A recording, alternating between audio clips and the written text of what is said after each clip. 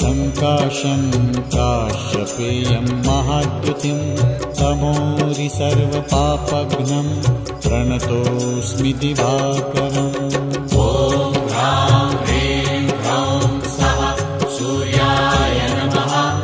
ॐ ह्रां ह्रीं ह्रौं सः सूर्याय नमः। जपाकुसुमसङ्काशं काश्यपेयं महाद्युतिं तमोरि सर्वपापघ्नं प्रणतोऽस्मि दिवाकरम्।